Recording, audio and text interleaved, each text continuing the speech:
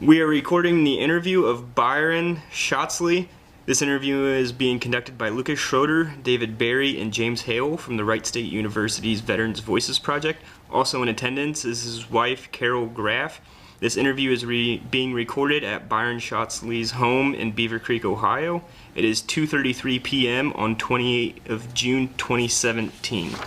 May I add an addendum to that?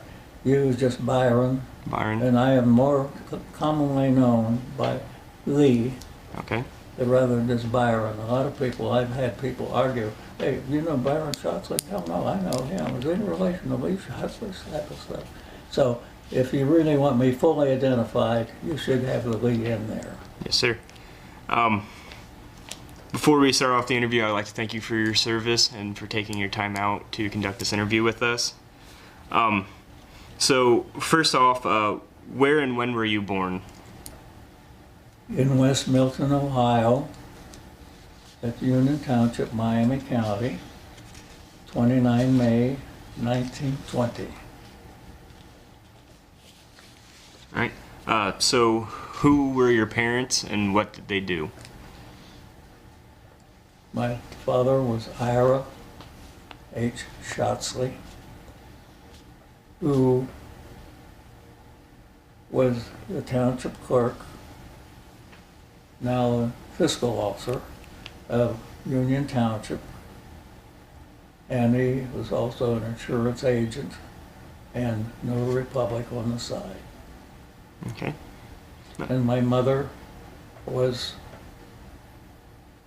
as my father, was farm raised, born, and never really was employed for money. She, except for a few years, she was a school teacher. She met my father and became a great mother and a housewife and a true volunteer. She did a lot of great things for church and community during her full life, and even after, when she was in her 80s, she was in the Oddfellows home for widows, and she did tailoring and mending as a seamstress up until almost the day of her death. She was a mighty little midget, and you knew where you stood with her all the time. So did you have any siblings? I have had a sister who was 10 years older than I, who died at age 25 in childbirth. I had a brother who was 7 years older than I, who died about 15 years ago. I had no other siblings. Oh, did your brother serve in the military as well, or no? No, he was at the wrong age at one time, and another time he had tried to enlist to the Coast Guard, and he couldn't pass the physical. So what were you doing before you went into the military?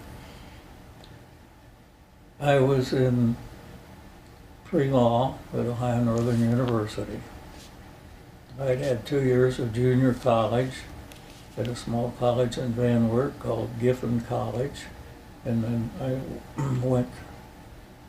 transferred to Ohio Northern to finish pre-law and go to law school. But the draft was starting to breathe down my neck, and I felt that I wouldn't even be able to finish that first year of law. So I applied for flying cadets, was immediately accepted, and so I dropped out of school, until I enlisted, as I pointed out earlier. All right, so you mentioned flying cadets. Is that just you going in for your commission just straightly as a pilot then? The old flying cadet program, which later became known as aviation cadet, uh, the flying cadets, we enlisted and we went straight to primary flying school. And we got our basic training drill and how to hold your knife and fork and all this kind of stuff that you're normally taught in an OCS or other officers course. And then after the war broke, they split it. Santa Ana was a big pre-flight installation where everyone who was accepted for flying, any kind of flying training as an officer in those days, went through 3 months of pretty rigorous basic training. And we ran through classification and testing to see whether you would go to pilot training or bombardier or navigator. And those were only the three things that basically were open at that time. Things such as radar and so forth were add-ons later, but those were the three times at that time. All right, so out of those three, which one did you go into? I first was, somehow or other, they had a big glitch and reclassified me to go to pilot training. And boy, was I ever elated. Buddy and I were the same way.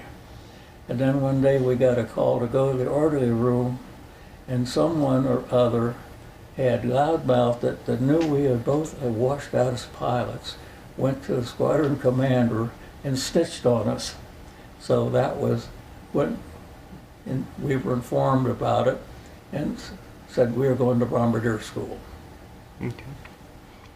How did that make you feel?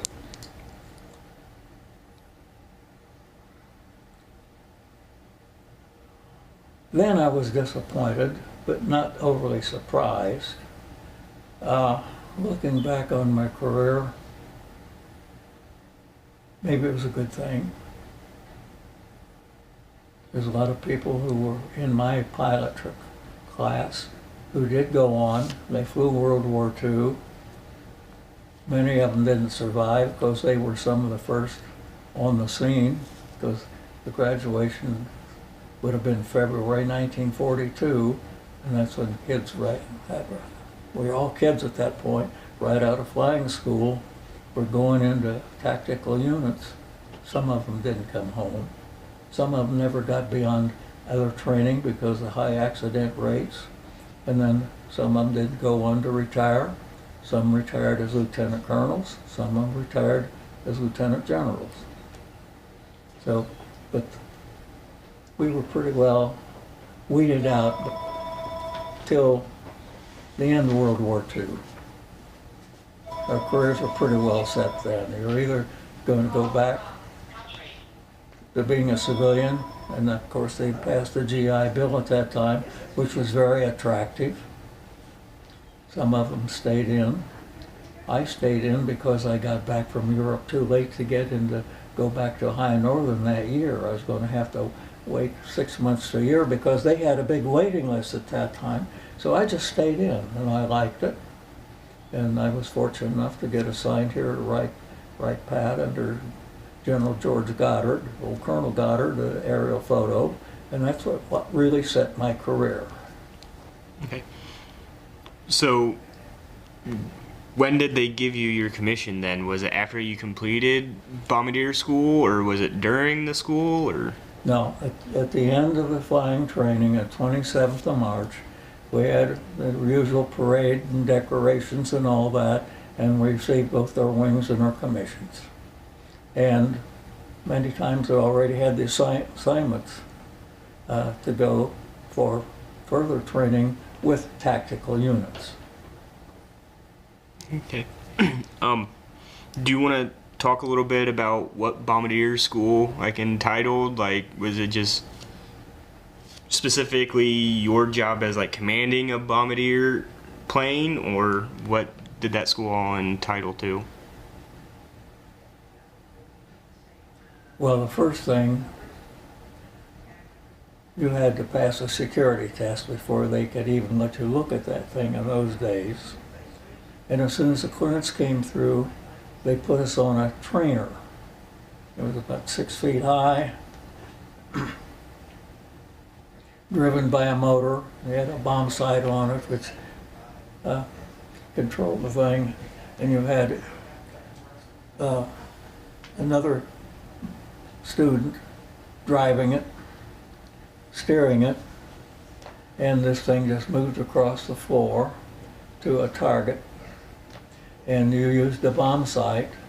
It was hooked up to the drive motor of the bomb sight. The trainer itself moved at a constant rate as an airplane would. So you just made a simulated run as if you were an airplane. And when you got over the target, it was a little box about so big with the circles on it. And that's what you aim for, was to try to hit. There was a solenoid, and when those 2 points came together, bingo! It punched a hole in the paper, and that's where your bomb would have hit. After we got proficient with doing that, then the fun began. Now then, they had this target on a box with wheels on it. It was electrically driven, and so you'd be driving towards the target, and they'd press a button on this box, and then down the far side of the hangar floor, and this box would be going across you, or going this way, or that way, and so forth. And now then, you were simulating a moving target, like you were trying to bomb a battleship, or something like that. And so, once you had proven your proficiency there, and they got rough. If guys could do that, they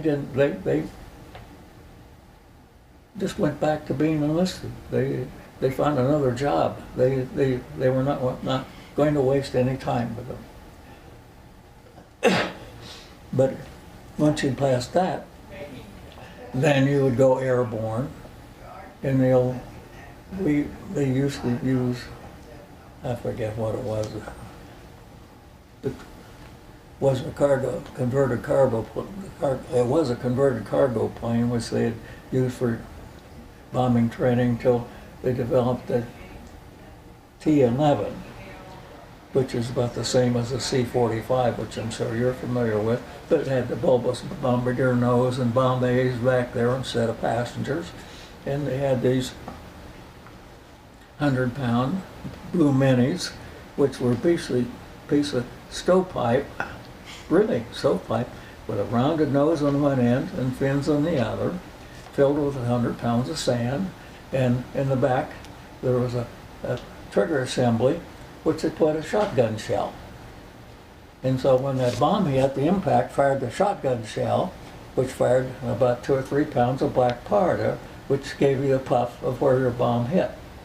And so, and I think we had a total of about 300 bombs that we each practiced. First, we started on just fixed targets, training, maybe 10 bombs, just complete training.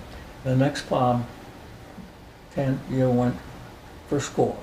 And you worked up till you finally got your quota bombs. And I might have been wrong, maybe it was only 200, but you dropped quite a few bombs. And I was a lucky one. I had a horrible bombing record, but I was smart enough and understood the mechanism of the bomb sight well enough, but I found that there were malfunctions in them. The sights weren't working. And so I would I'd write up a bomb sight, and you go over to the maintenance section, and they'd make stand there while they tore it down. And I was always right. So I should have qualified on about 100 bombs, and they let me qualify on 19, because we had a bunch of jump sites. So it was an interesting 3 months there at Deming, and we got, at the same time, we got a lot of navigation problems presented to us, so cross countries and so forth. At that time, so the Bombardier rating also gave us a ticket as non-celestial navigators. We knew DR navigation as well as the guys who wore navigators' wings. So that was, and from there, that's when we went to our tactical units. I went to B-17s, some of my classmates went to B-24s, or wherever the class was slated to go. Do you recall any of the instructors that you had from your bombardier school? Oh, a couple of not really by name. I think maybe one thing that helped me to go ahead and be qualified. For some reason or other, I knew that bomb site well enough that they never proved me wrong in the maintenance. And they had started a program where the school commander decided the instructors, their airborne instructors, weren't doing the job. And they started asking them questions in interviews about the bomb site, and they couldn't answer a lot of the stuff. They knew how to operate that machine, but they didn't understand the theory and the mechanism of it. So word got around that I knew what I was doing, so they snuck me out of bombardier trainings at night, go in the back door, and I have little classes on these guys to boot up so they can pass their exams. And I think they might have graduated me anyway, because on the 19 bombs I qualified and I was right, the rest were wrong. But it was an interesting 3 months, I can say that. Did they give you any special accommodations or award for doing that? Sounds like you really went above and beyond. We got our wings. I'll let you graduate. Wings and commission. So other than your bombardier school, did you have any other specialized training? Like, did you have to do certain trainings on different planes, or were they all pretty much the same mechanisms? Second Air Force, Boise, Idaho, for training, assignment to and training as a bombardier on a B-17 crew. And we finished this. The first phase was just learning to work together as a B-17 crew, and then we were formally assigned to a bomb group, basically 393rd Bomb Group, and we were formed at Boise and moved to Wendover, Utah, where we went through, there were about 2 or 3 different phases of training, and Utah, we gave more of a little navigation and some night bombing, which was an oddity because the targets were out in salt flats, and the salt flats, sometimes the water would ooze out at night, and you go to drop the sight on that target, and you looked in there, the first time you couldn't believe it. Because you could see stars shining through your bomb sight. They were reflecting off of the water. And from there, we finally went to Sioux City, where we really started operating as a group, learning to fly in formation. And at that particular point, things started sorting out quite a bit more, because we were there training people to go overseas. The 393rd was supposed to go overseas as a group, but did not. They were held back, we were held back as instructors, because they started now sending people in casually from the various schools, pilot schools and so forth, to Sioux City, to where they'd be formed into crews. And that's what we had to do, is work with them to put things together. And once a class had graduated, be with us about 3 months, they would generally get orders to go out together to the same place, but they might not.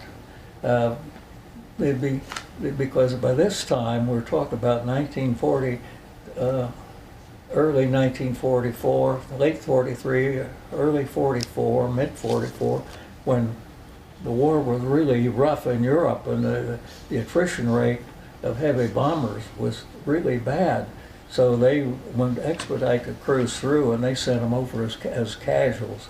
And so I could have gone at any time. If a crew was ready to go and the bombardier got sick, one of us instructors could be chosen to fill in on that crew, because we were experienced and we could do the job right away. And but that didn't happen to me. One day I got orders to make a different report differently, and that's when I found out I might be going to B-26s, which I did. But it was one of these things of a lot of flux, of changing requirements changed, and so methods changed. We got different aircraft in. They started putting radar on some of the B-17s, even where I was, but I never got into the radar. I was strictly the visual. So it was, if any, characterize World War II by anything else other than the brutality, it's just constant change. The only way to learn to fight a war is to do it. So how did you adapt to military life? I know you said that you had went to enlist before that you could get drafted. Did you expect to get drafted, or was, you said you were in school, so... Well, I knew I would be drafted if I didn't do something. The military life, my parents would have been just as happy if I had not enlisted, but they were Quaker. Not the square hat faith, but the Friends Church in West Milton. That's where I was born and raised, and they were very devout. They knew that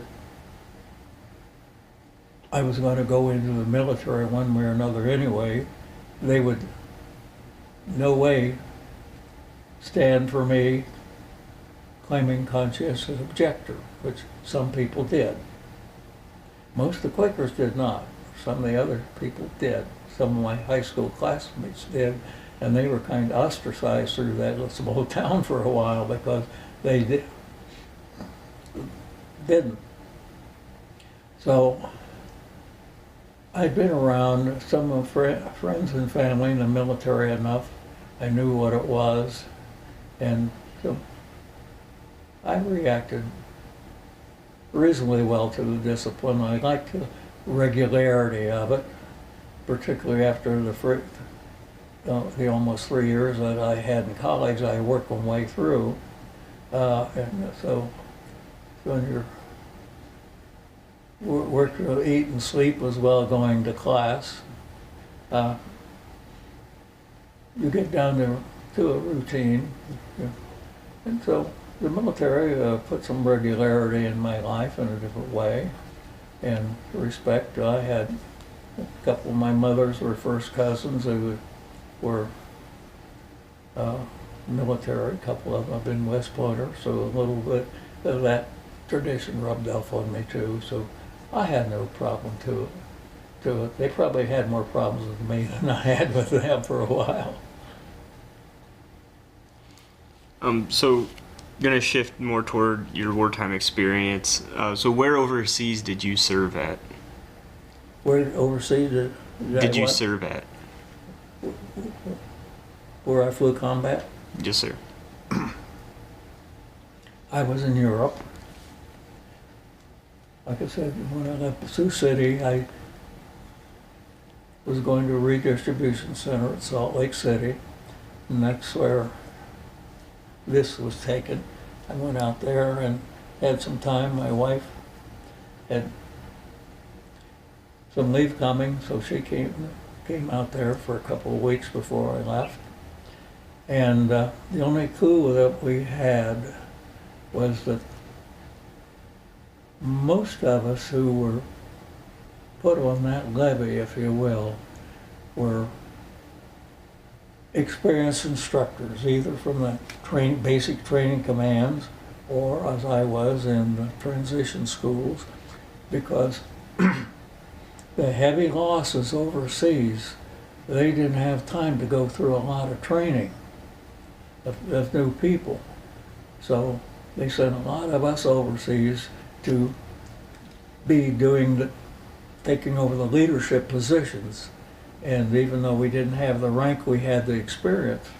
And I went over as a first lieutenant, in which I got fair early, but some of my classmates had been over there early on, the attrition. I knew guys that I graduated with from a year and a half before who were majors. That was how tight things were, the attrition and everything. So when we had a lot of twin-engine pilots and bombardiers and navigators there at redistribution and out of Salt Lake City, and we went to New York and we sailed from there to France, and we didn't know till England, so we didn't know where we were going till we got there, and we got orders to go. And most of the people in my shipment went to the 380 as 7th Bomb Group, or the B-26 group, groups I should say. And I just lucked out going to 387th, and I didn't know for sure that I was going to be in the B-26s till I got orders in England. So now, what's the major difference then between the B-26 and the B-17? Well, the B-17 is a 4-engine bomber, high altitude, heavy bomber, slow, well armed, heavier bomb load, bigger crew. Or the B-26, if you've ever seen one, if you haven't seen one, you should go to the museum and look for the one with a tiger striped tail.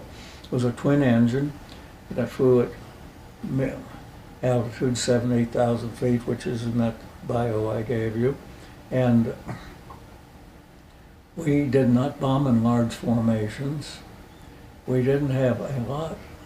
We really had no radar at all, except we had ground-directed radar when the weather was bad. But otherwise, we usually bombed visually. We had 6 flights of 6 aircraft each.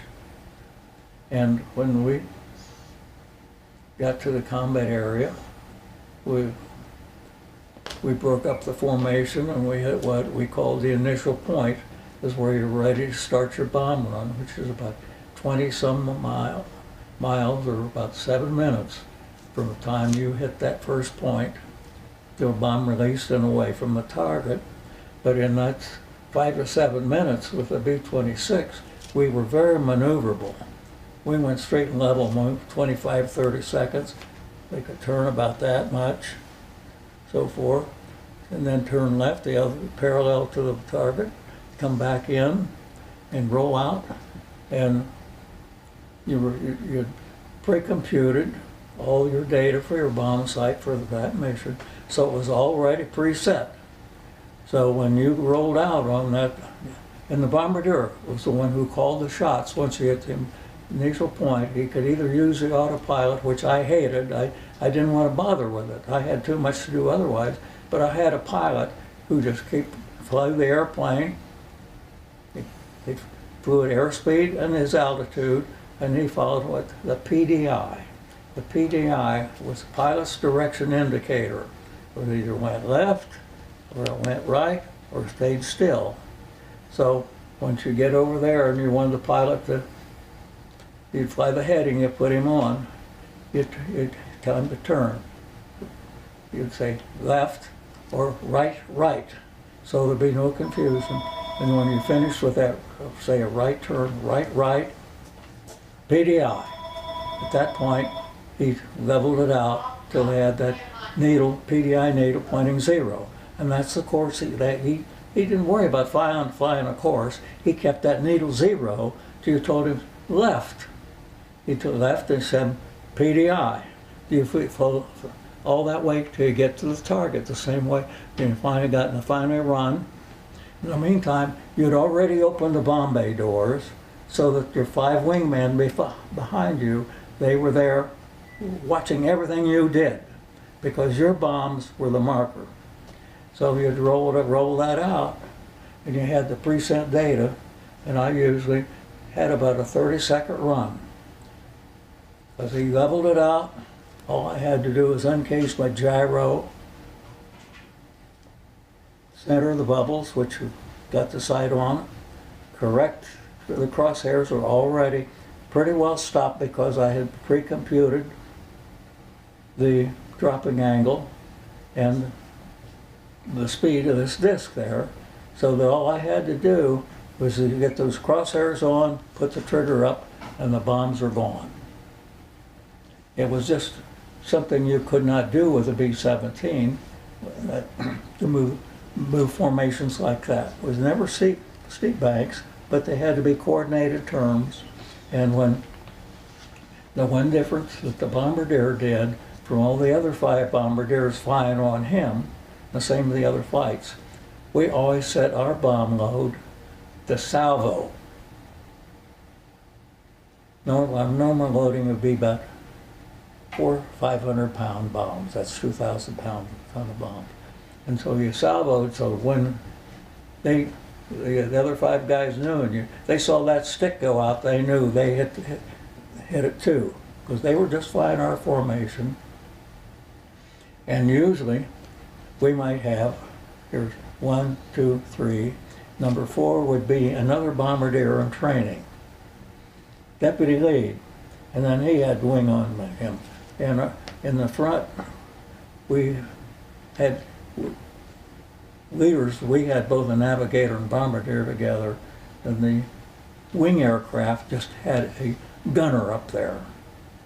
He had no bomb sight, a gunner, and switchboard and so forth, and all he had to do was keep his eye on us.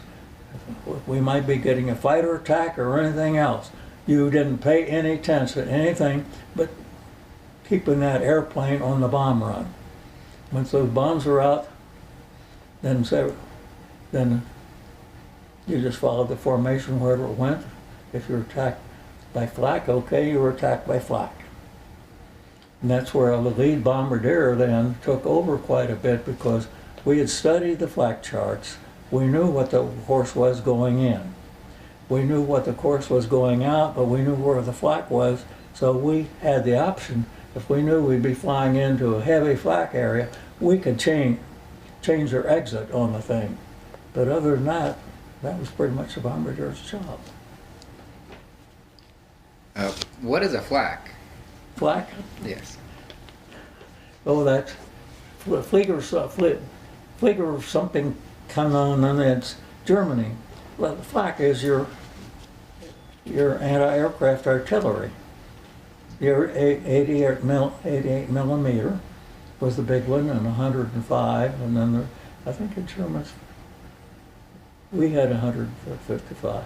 But basically, the real deadly thing was the 88 millimeter, because they could track us, and at our altitudes and so forth, their rates of action, it took them less than 25 seconds to, on the average, 20 to 25 seconds to track us visually, fortunately, and get a battery of rounds up into our formation. Fortunately, they did not have radar at that time. They had radar, but they couldn't do ranging. The radar, they could track and so forth, but visually they had to do, stereoscopically, optically, and they could be a little inaccurate on that. But where they had radar tracking of us, boy, they wanted to put one in their runs inside your bomb bay, they could almost do it. And and that's one thing the Germans would never do when they After invasion, they moved across the continent. We drove them back. They would never lose a tank, especially dual purpose, which also could do anti-aircraft. And they're fighters. Fortunately, I never saw any fighters attack us. But one thing that saved us a lot, the fighters would not come and attack us while we were flying through flak. And so that was part of our defense. So you said that before you shipped out to Europe, your wife had given you that vest. Yeah. Care to talk about it? Well, we were in Salt Lake City.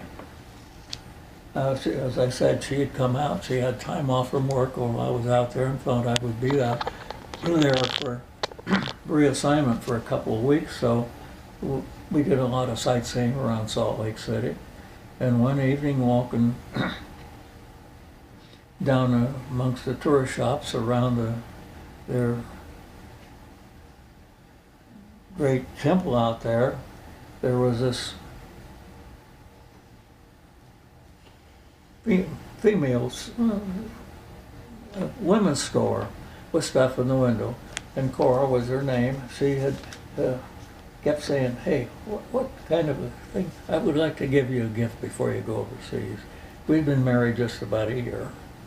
And so I don't know what. And so we walked around, and with in front of this shop, this was sitting there on a mannequin. We both looked at it, and that's it. We both said, that's it. So she said, let's go inside. Well, I was skinny enough at that time, try it on. It fit. So she bought it. She put a little note inside, which you can't see it. She took one of her embroidered hankies with a monogram, folded up, a little pocket in there, wrote a love note to me, which is in there, and it's someplace in the papers I may have given you. How much she loved me and all this kind of stuff. And so that was kind of my armor plate. And every time that I flew, from then on, I'd wear this under my blouse, which was loose enough. But basically, that's every hour I have in a B-26, whether it was training or combat, it's got the same hours on it. Wow. And it was just native stuff, deer and beads, Indian stuff. You can see it's pretty well worn. But I've not worn it since. It did its job.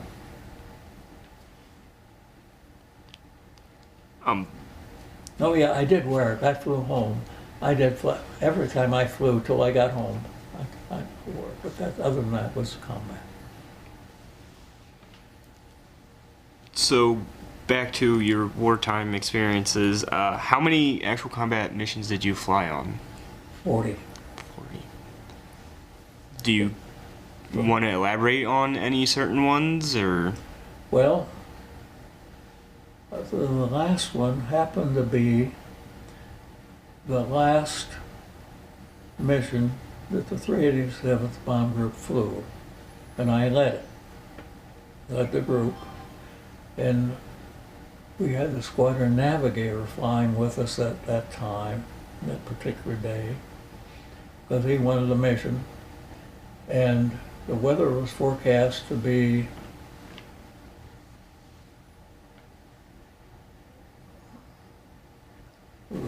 lead. I'm trying to think of the name that they'd send out leader aircraft, B-26, a special group that would come in, and they would lead your group. They had special equipment, it was called oboe, special, but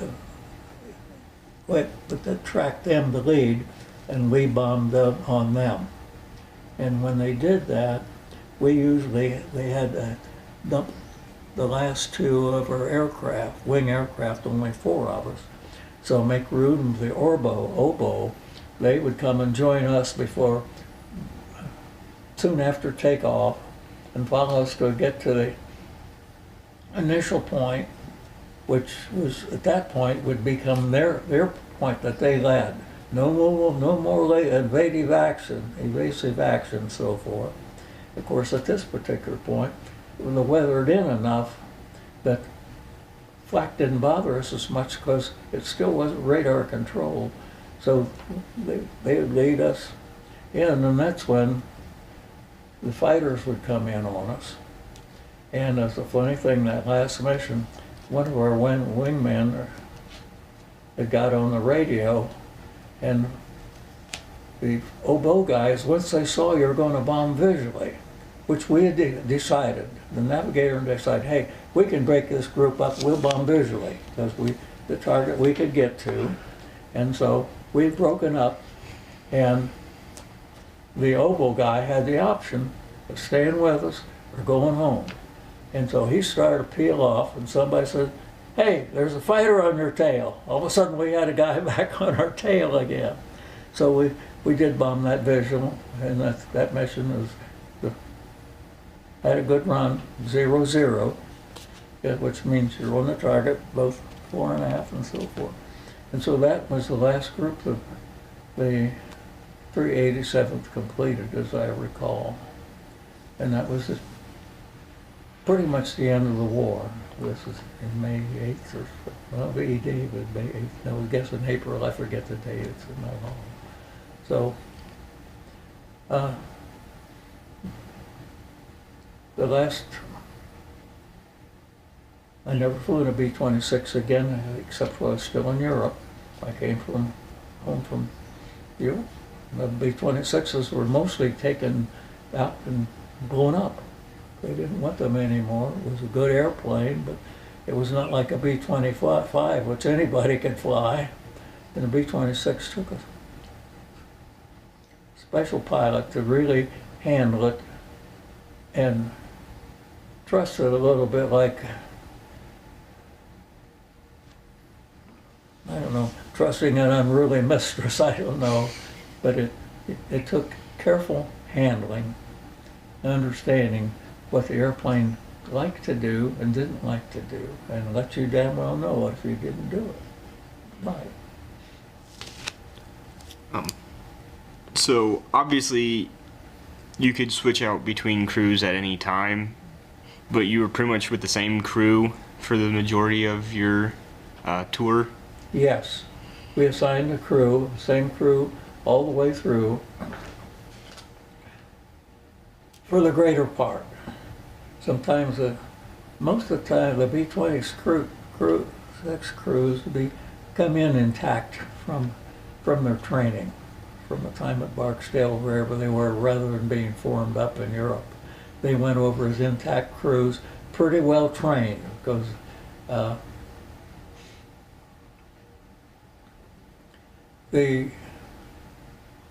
lucked out very much with the pilot, because we went over as replacements and really not formed into crews, because we're all instructors, not new crews. We're all instructors.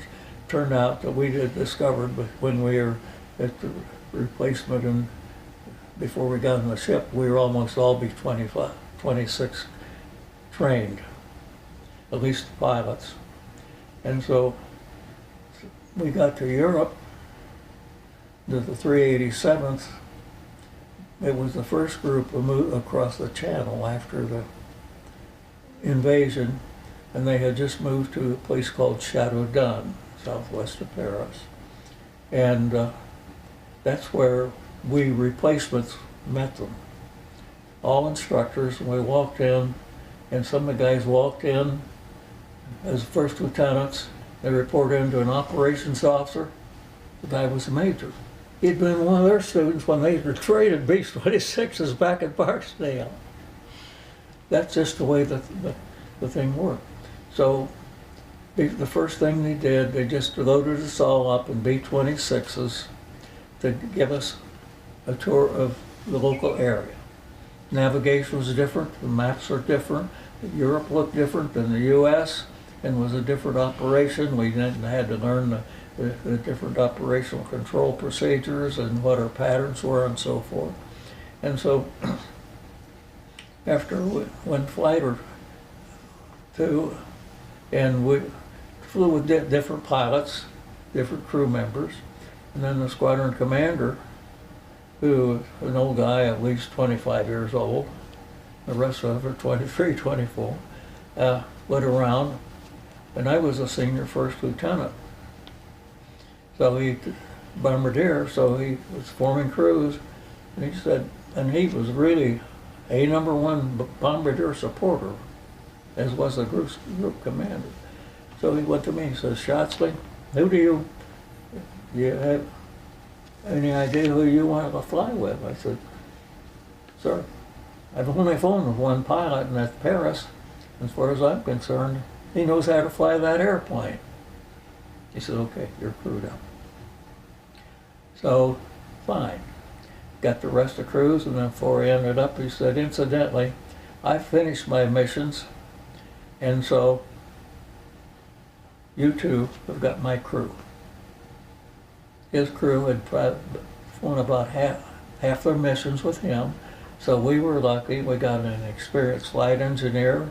We got we didn't get a co-pilot.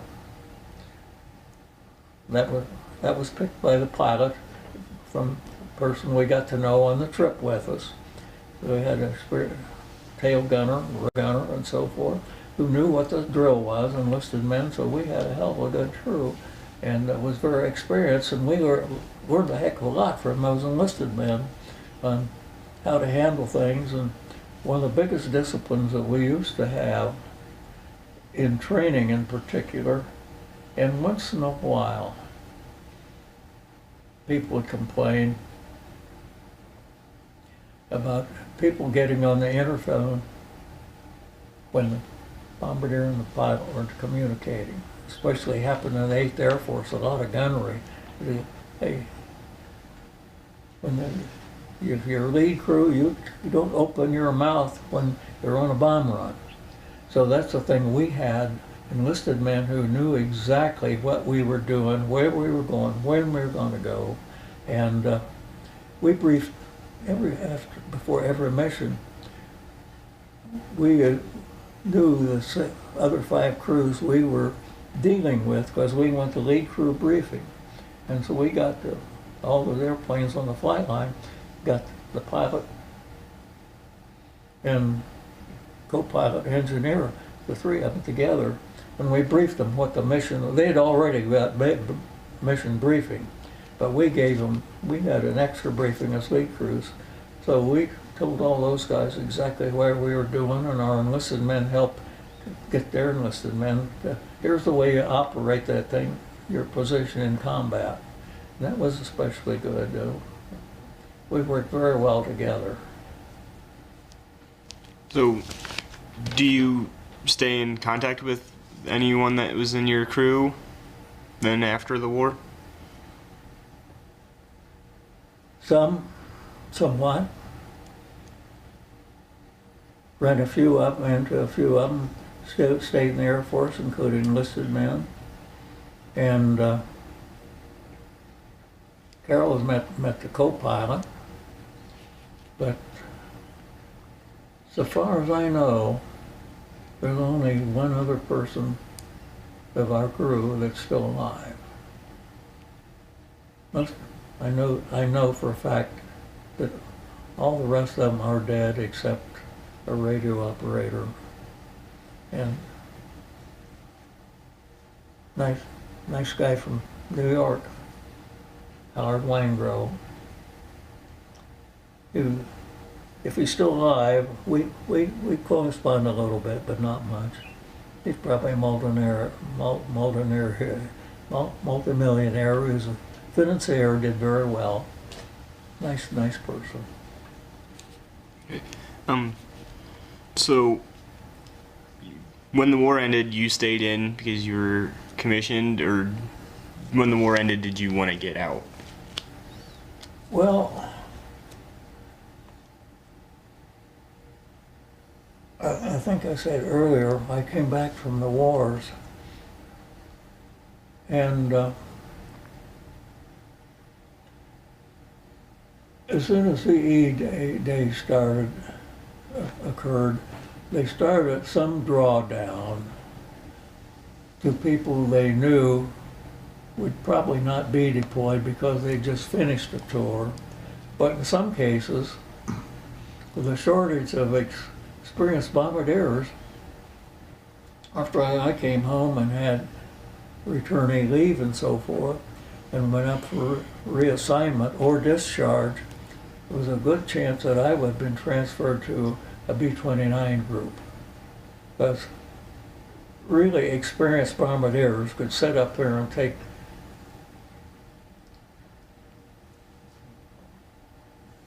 I'm not sure how to say it. Sit there and do your job when you're getting the hell shot out of you. You still had that thing to do, and that's what made some of us pretty good. And others that couldn't, we had guys that end up walking on their heels, so to speak, and they just ground them as being medically unfit, I guess. It's a pretty complicated thing. Even sorting people out in restrooms is sometimes a little different. But back to my point, I got back from Europe and everything too late really to get back to school. I'd really planned that when I first come in, I wasn't expecting a war, get my wings, which I was expecting and didn't get. And at that time, you get a commission for 3 years and as reserve, and then I'd go back to college. Well, that never happened because by that time, so many people had been discharged, especially after VJ Day, and all of a sudden the reassignment centers were just deluged with people wanted out, scrambling to get out because they wanted to get in and go to college. The GI Bill was right there. Hey, come, come, come.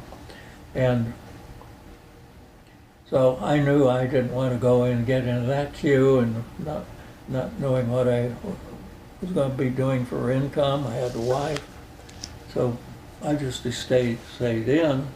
In fact, it was the fact that I spent more time in Santa Ana waiting on reassignment than I should have had, because I finally said, hey, I've been here long enough. When are you going to take care of me? Or to take care of my papers? Well, we can't find your papers. What? Why, I said, you've had papers out here ever since I came. I've got a name request to go back to Dayton to write Pat.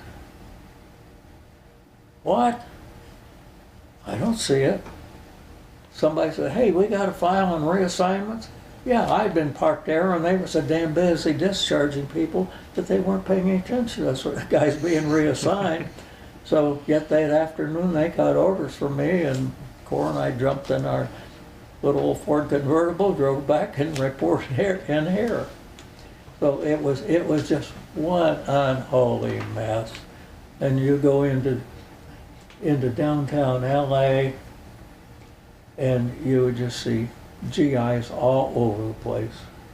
Still in uniform, lost, they still hadn't been able to get discharged, and because the queue to get them out was so great. So I just stayed in because of that, and I got a good job and liked what I was doing, so I stayed with it. So how much longer after you went to Wright Pat did you end up finally getting out?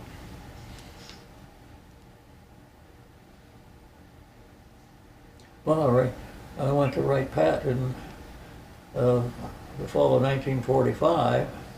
I retired in 31st of July, 1972. Wow. So then, did you do any overseas in the Korean War or Vietnam at all? Yes. When I came back here to Wright Pat, I liked the aerial photos so much. reconnaissance, and I applied for photo school, 6 months, and I got that. I was supposed to go back. I was a project engineer in the lab, but the 509th Bomb Group was short of bombardiers. The 509th was a group that dropped the bombs on Nagasaki and Hiroshima. So I was assigned there, and I was trained as a A-bomb bombardier, and was about ready to make my first practice drop, and that is a tale in itself, which you don't want to bother with today at any time. And I got orders to go to intelligence school back to Lowry. So I was to say, I don't want to go back to Lowry for 3 months. 3 months, hey, it's a 9-month school now. Oh, okay, I'll go. So I went through there as 3 months of basic air intelligence, and 9 months as a photo interpreter, or 6 months photo interpreter. And Roswell expected me back to be the deputy wing command and wing intelligence officer. But instead, a bunch of us had orders to go to Japan, because Japan, when the war opened, we had no information about Japan at all in this country. Nobody did. So they had a program over there called the Post-Hostilities Mapping Program. 2 phases. One phase was aerial mapping, just plain mapping photography, line by line by line. And the other was spot photography of all the things which be possible targets, whether it's military, industrial, or commercial what. Those 2 phases. And so I was assigned to Yokota, where they had, at that time was called the 6th Photo Tech Squadron, and which later became the 548th Reconnaissance Technical Squadron, and then group, and which I retired as a group commander of that later on. So I flew with the RB-29s as a navigator, photo navigator, and for a while, and then did a lot of photo interpretation intelligence, and then they started the overflight program, which was illegal, of China and Russia, and I was one of 2 PIs that were selected. You didn't talk to anybody, the guys you work for, period. My commander didn't even know, when I went to Tokyo for a while, exactly what I was doing. He had an idea, but he was a good buddy of the commander general. But so that's what really got me into the intelligence bit. And then I went back to Lowry for a couple of years as an instructor there, and then they moved back here to Wright-Patterson again to the recon lab, and then to RADC at Rome in the same thing, intelligence lab. And from there they went to, and I was also in that time able to get enough time to finish my degree, not law, and got an MBA, and they sent me to Aeronautical Chart and Information Center in St. Louis for 3 years. I learned a lot there. That's when we began the satellite reconnaissance type of stuff. And then I was in Pentagon intelligence for 4 years, and then 2 years as commander in Hawaii of the 548th, and then retired. And I haven't done very much since. They lost all my clearances when they retired me. So after you got out, what did you do for a job then? Just nothing? Well, I looked for jobs. I'd had a lot of contacts. And, oh yeah, shots, yeah, come on, and so forth. Well, when I finally became available, those jobs had disappeared. My first wife and I had moved to Washington she loved Washington, I did. It's a nice, we liked it too. And we were in St. Louis. I could have stayed in St. Louis with different jobs, but I figured, well, yeah, let's go to Washington. first time in 30 years we could go where she wanted to go. So we got there, and those jobs weren't there.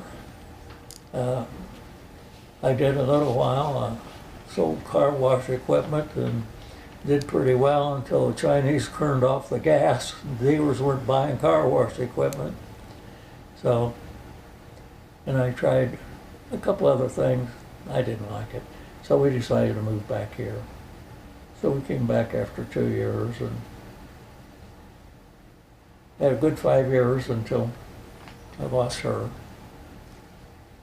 Later on, found her.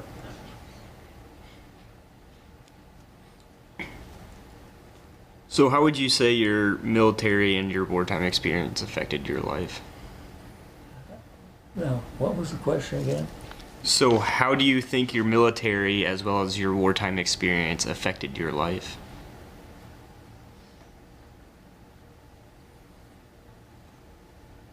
Well, I guess,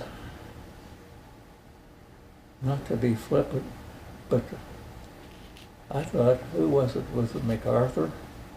Was honor, duty, country? Very early on,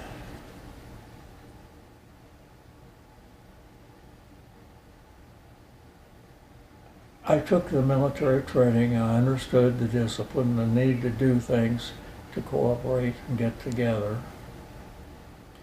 And I'm looking back, I'm not sure what a pilot I might have been. But as a bombardier, there were that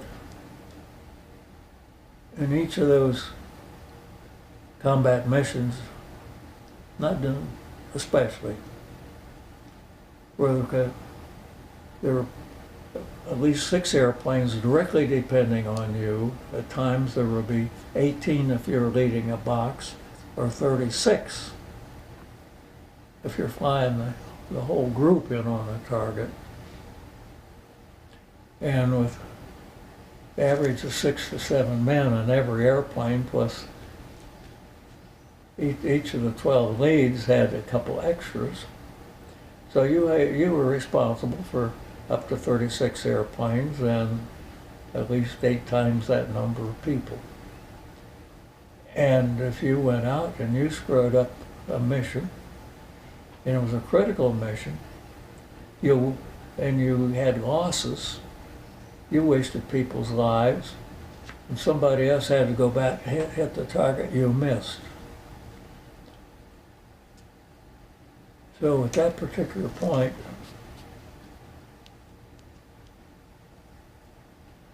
you learn to understand what responsibility really is. Not just attitude, but what do you have the physical skills? Could when you're sitting there scared to crapping and cutting donuts in their own britches, and you're still having to manipulate those bombs and get knobs on that bomb site and not panic on that thing.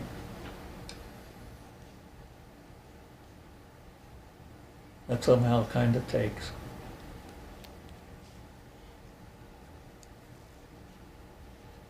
So, what would you say would be some life lessons that you have learned from the military? Other than your responsibility? Honor, duty, country? Yes, sir.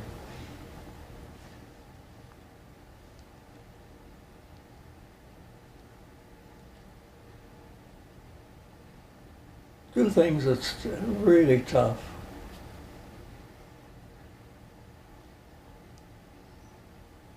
And they go hand in hand.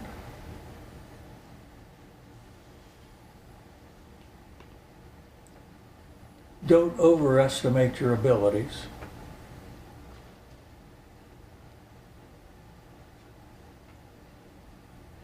But oddly enough, you turn that coin over. The other side, don't underestimate them either. So you have to have a real balance there of how you're going to do that job. to the best of your ability and accept the results, good, bad, or otherwise, and learn from it. Especially you learn from your mistakes or why you made the mistake. It could have been a silly one. Did you forget something? Didn't you use a checklist right? Or any number of things would happen. And so I remember one mission in particular. They had my regular navigator was DNIF, duty not flying, if you ever heard that before. DNIF, duty not involving flying. Couldn't fly. They put a guy with us that I knew was a drunk and had problems, but they didn't. I thought they'd give him a good go because I had the reputation of being a pretty calm guy in the cockpit. So they thought they'd put this guy with me. And so we got on a mission one day, and we were getting ready to roll out on the bomb run. We're doing this so forth, about ready to roll in. And this guy, we were starting to get very, very heavy flag. And he leaned over, said, "Get out of here, get out of here." Grabbed my hand, tried to pull me away from the bomb side. He was that crappy. And so my hand was there, and I hit him under the chin like that, knocked him back, just in time to get correction, get the bombs out okay. So that's the kind of thing that you had to understand.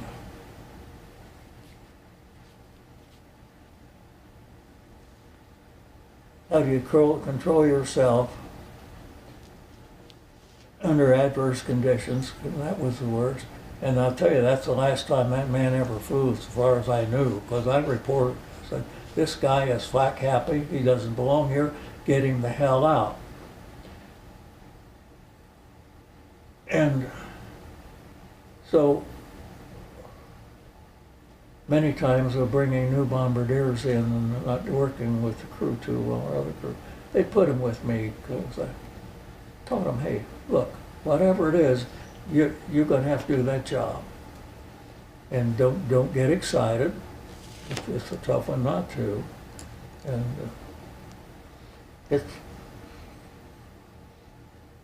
I'm not sure how well I control myself these days. It's a little different, but basically, don't make a decision you don't have to make until you make it. Until it has to be done. Sometimes you have to decide in advance. It's something you don't know. Right now, I can tell you this, I'll not. If I would drive out here and go down the street, think I'm ready to go, and I see some guy careening down the street out here, out of control his car, I don't know what I would do. You can have a plan for that. So I think this is what we have here. So you got to know what your job is and so forth, and figure you adapt to whatever the situation presents. But you can't adapt unless you know everything about your job, especially the don't do things. Yeah. So how would you say that your time in the military has it affected your view on the military at all? Yes. I have had jobs offered to me. In fact, I was in one job. I never went on a full payroll with anybody except the real estate business.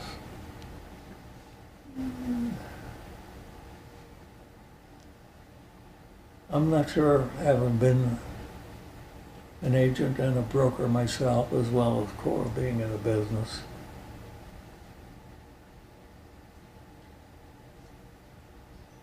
we neither one liked it, because there's too many things that you avoided answering at times if you could. Some people would plain lie. I couldn't do that. And I've had, when I was working as a consultant here, Class A consultant, a pretty good pay. This was, what, 20 years ago. And making pretty good bucks per hour, plus expenses. And there was a contract, and studies and analysis. And I didn't turn in a report.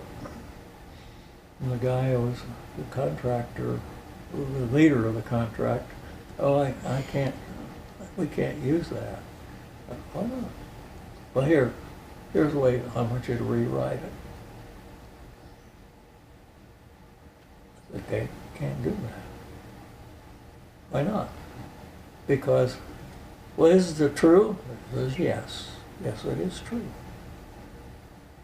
But it's hiding an untruth, too.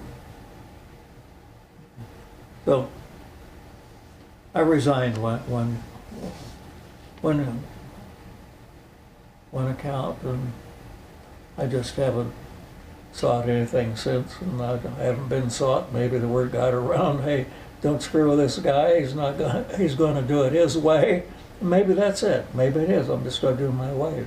But what is it? In Hamlet, this above all, to thy own self be true. It follows thou canst not be false to any man. That's the way I've tried to live, and I think the military probably himself put that in me more than anything else.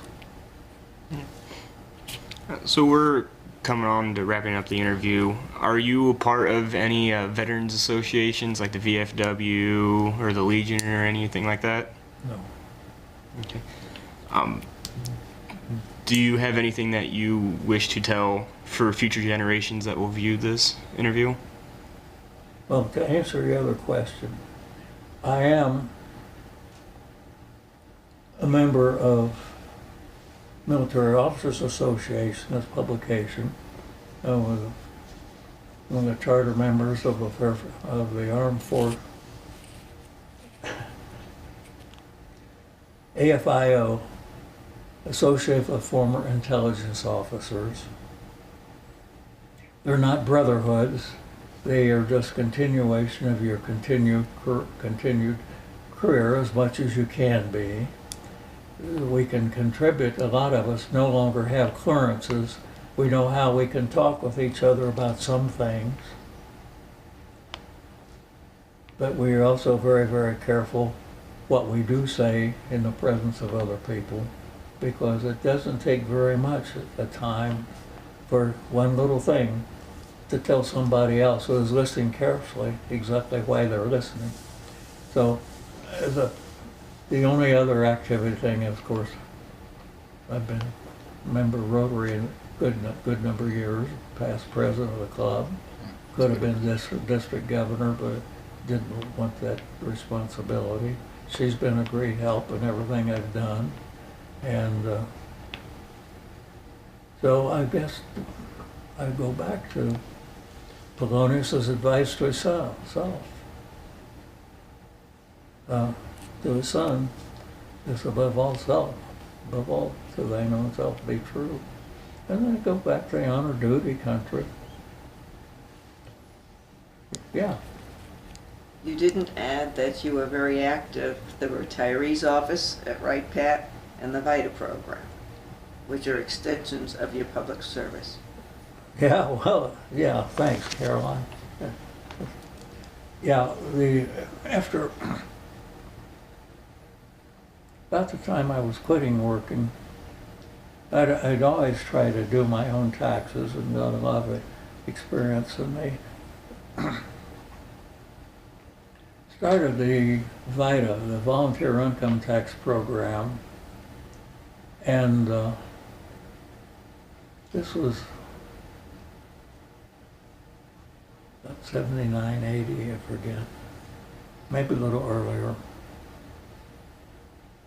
I think maybe that was before Cora died, in the late 70s. And yeah, I like to try that. It was something to do. And so they ran a course out of Cincinnati, and they came here to Dayton, I believe. Sometimes once Cincinnati, but to Dayton, teaching people to be, they were seeking volunteers to do the volunteer tax program, which I'm sure you're somewhat familiar with. So I volunteered for that. And there's a couple of us that they liked the way we reacted in class.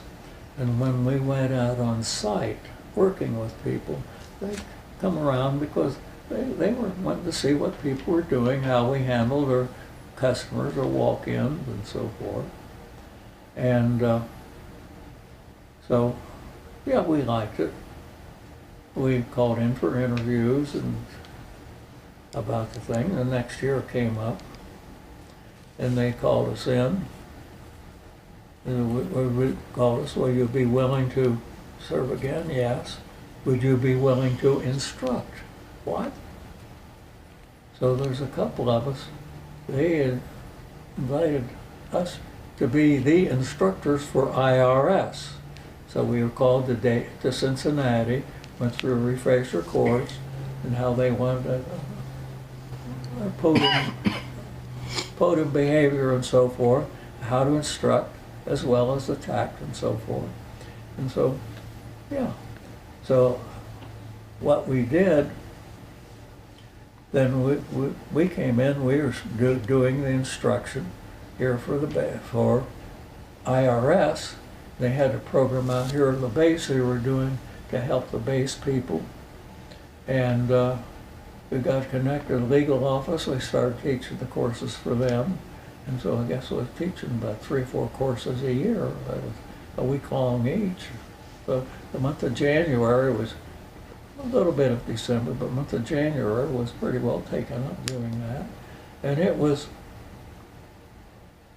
there were times that were enjoyable, most of the time enjoyable to help people. And sometimes you felt like, some guy we know was trying to screw the system and wanted to use you to do it. And some people come in and bring their own returns already made out and sign it, and they wanted you to sign off as help prepare something. I ain't doing that. So I got to doing it, enjoyed it pretty well. In fact, I ended up wrote my own program to where one of the biggest things that you always have is you file singly, file jointly, file separately, and what's the other one? 4 filing things.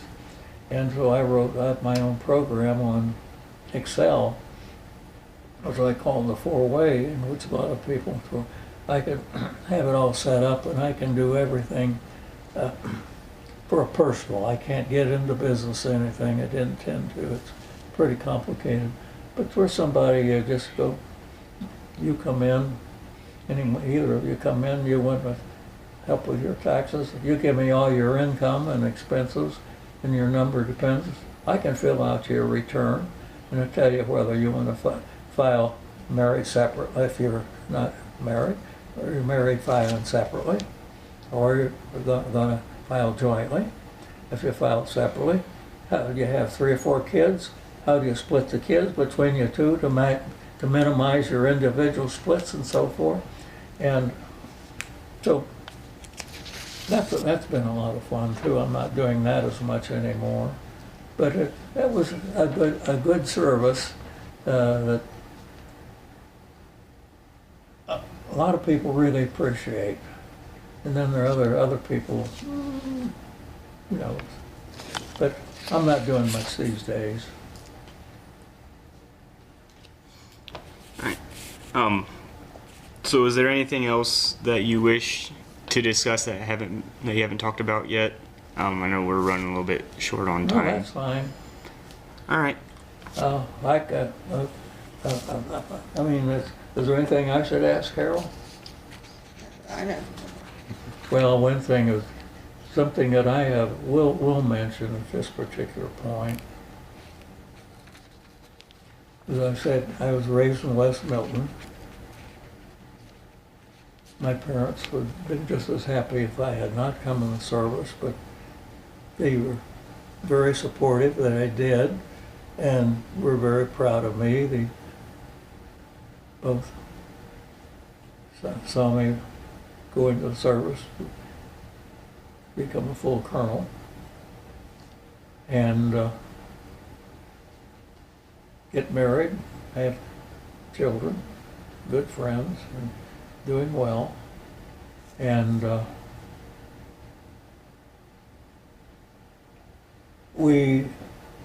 Cora felt the same way I did. We could take religion or leave it. We made sure we raised our two daughters to understand church, have some sort of religion, and attend regularly until they got old enough to decide for themselves. And so that's when we quit going. And I really hadn't been doing very much with church till I met her. And we have to now switch from church to synagogue. She is Jewish, and so I started going with her, and found out a little bit like there was a book, I forget who wrote it, about a man here who then finally discovered, remember that quote? That he something about Judaism. He discovered Judaism and decided he'd always been a Jew all his life, just in the things that Judaism teaches, and you try not to moralize too much. You go back to the basic principles. How do you teach your other person, and so forth. And so we've been married longer than either of us had been married before. Well, Close? Almost. You were married, what, 37 years before? 36, 37. We've been married 35. Yeah. So it's not yesterday. So I think that I pretty well settled with my life, and there's a lot of things I would wish I had done, some things I wish I had done differently, and I know as long as I live with it, that'll still obtain. I appreciate the life that she has given me. And so I guess basically my feeling is I don't worry about being old. I'm just too damn busy trying to get older.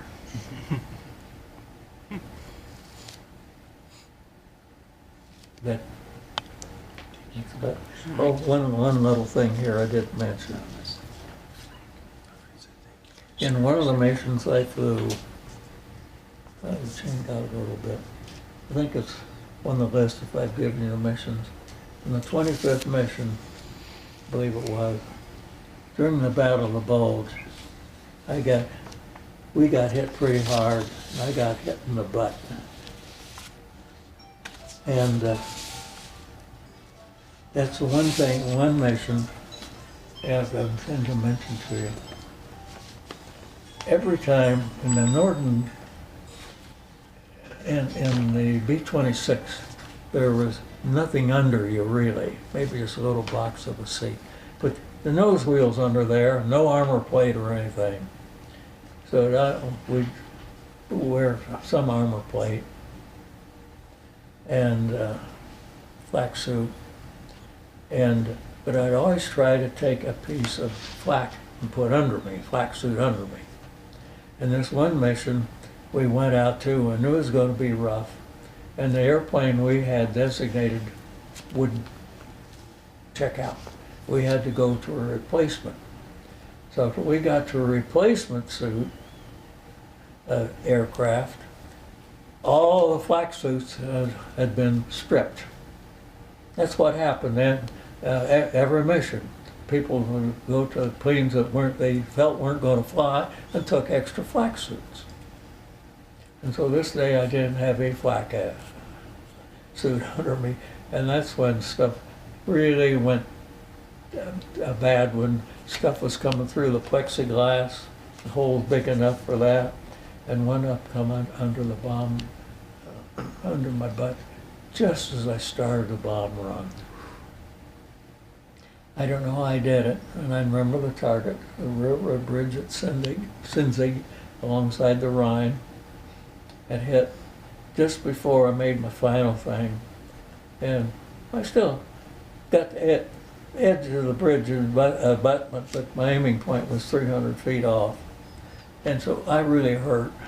And I came back the rest of that mission, I was just kind of out of it. Until I finally came to, it was okay. And there's a picture in there of me pointing a hole in the bottom of that airplane. And that was what made this. And so later on, I found this was a piece of the flak.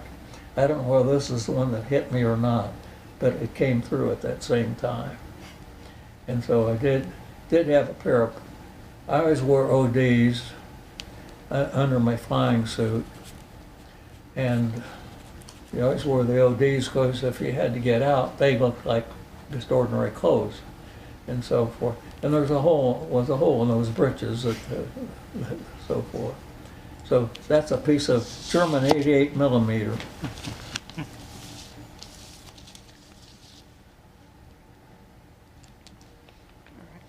So I finally just had a jeweler decide, what the hell. It almost could have taken me to my grave. I will take it with me, maybe. But. Well, alrighty. Well, that's going to wrap it up for our interview. I'd like to thank you for your time for doing this interview, and as well, again, thank you for your service. Well, thank you. Thank you for listening to the ramblings